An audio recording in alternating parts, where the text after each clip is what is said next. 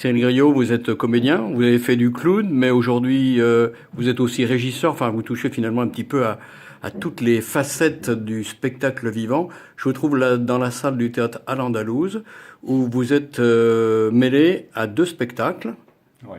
Rue-Tabaga et puis Les méfaits du tabac. Voilà, le Rutabaga, je suis régisseur en ce moment, mais je suis metteur en scène du spectacle surtout. Et les méfaits du tabac, je suis comédien. Je travaille pour une metteur en scène de Moscou.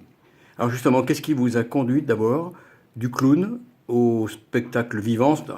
Le clown est un spectacle vivant, mais au théâtre. La Russie, la rencontre avec la Russie. Au départ, moi, j'ai été clown et c'est surtout le cirque qui m'intéressait. Et j'ai pas mal travaillé comme clown. Je travaille toujours comme clown régulièrement. Mais Avec une compagnie que vous avez créée, avec une compagnie que j'ai créée, le Bateau de Papier, à Grenoble. à Grenoble. Et par contre, j'ai rencontré cette metteur en scène de Moscou, Nika Kosenkova, il y a 20 ans, qui m'a amené en Russie pour travailler en Russie, et là, qui m'a fait travailler comme comédien. Et c'est vraiment la Russie, l'approche du théâtre par les Russes qui m'a séduit. Et voilà, je retourne très régulièrement en Russie travailler, j'adore ce pays. Alors justement, dans la littérature russe, dans le théâtre russe, qu'est-ce qui vous passionne? Il y a une force des auteurs classiques russes, mais aussi, je dirais, c'est la place du théâtre dans ce pays qui est vraiment, qui a une place beaucoup plus forte et beaucoup plus grande. Les Russes ont un rapport très fort à leur littérature, à leur histoire, à leur poésie. Et c'est cette relation entre les gens et leur théâtre que je trouve fabuleuse. Alors là, il y a deux spectacles, hein. Il y a un spectacle pour enfants, le Rue-Tabaga. Ça se fait rare hein, à Avignon, que ce soit off ou dans le spectacle officiel, des spectacles pour les enfants. Oui, c'est un festival qui est vraiment. Je pense que les gens y vont très peu avec leurs enfants. Il n'y a pas beaucoup de spectacles pour enfants, il y en a quand même.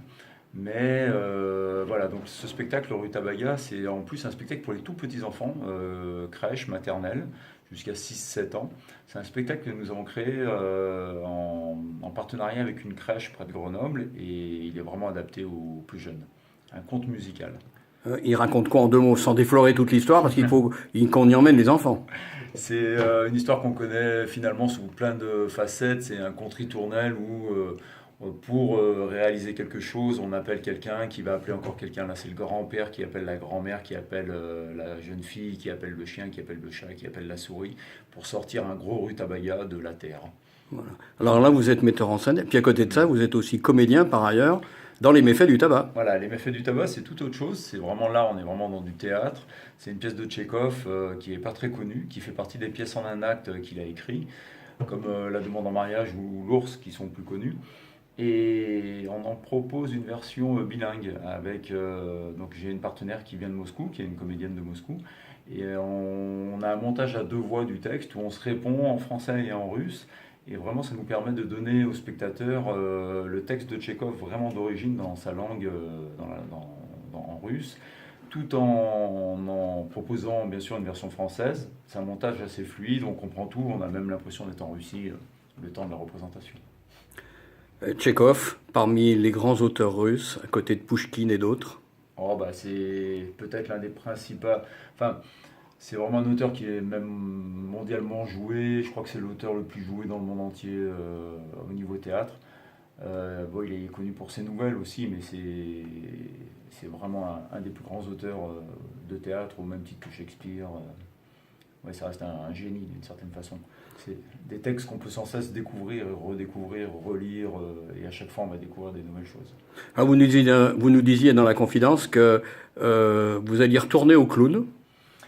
Oui, j'y retourne. Ma prochaine création, je serai à nouveau clown sur la scène pour un nouveau projet qui va s'appeler Les As, qui sera mis en scène par Michel Dallaire, qui est un grand maître dans le clown. Voilà, qui m'a formé tout au long de mon parcours et qui nous met en scène avec mon partenaire de toujours, Gérald Garnache. Alors, ultime question, et sans trop rentrer dans le domaine politique, mais quand même, on peut difficilement rencontrer aujourd'hui quelqu'un qui touche au théâtre sans parler d'un cinéaste qui est emprisonné, un cinéaste ukrainien. Vous en pensez quoi? C'est compliqué. Moi, je suis très souvent en Russie. J'aime beaucoup la Russie. Et évidemment, le rapport aux droits de l'homme n'est pas le même en Russie qu'en France. Mais ceci dit, je trouve que le regard qu'on porte sur la Russie n'est pas complètement juste.